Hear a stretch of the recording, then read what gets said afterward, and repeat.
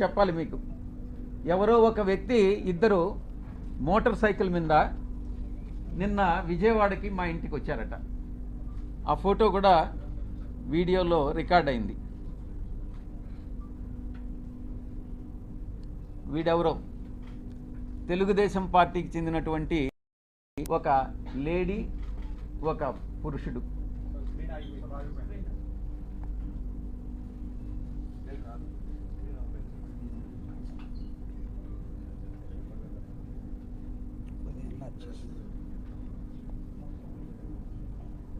వీళ్ళు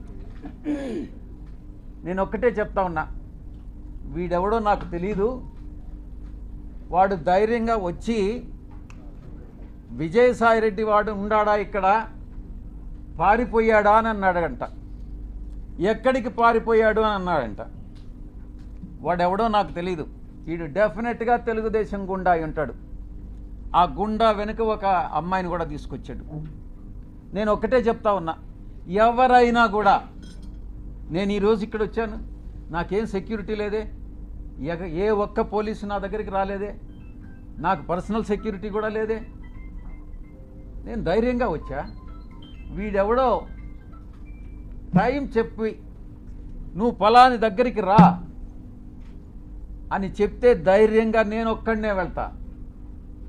ఈ రకంగా ఏదో వచ్చి నేను భయపెట్టేస్తాను, నేను కొట్టేస్తాను, చంపేస్తాను అని ఈ రకంగా భయపెడితే తాటాకు చప్పుళ్ళకు భయపడేటటువంటి వాడిని కాదు అని నేను చెప్తా ఉన్నా.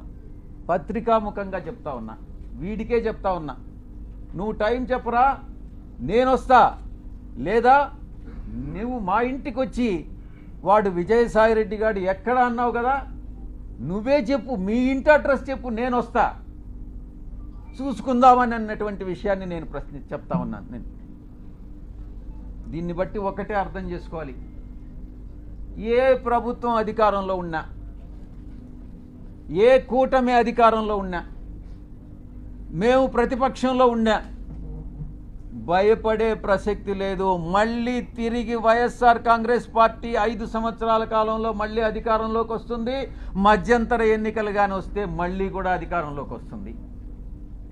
ఎవరైతే తోక ఆడిస్తున్నారో ఆ తోక ఆడిచ్చే వాళ్ళందరినీ తిరిగి కత్తిరిస్తామని నేను పత్రికాముఖంగా చెప్తా ఉన్నా.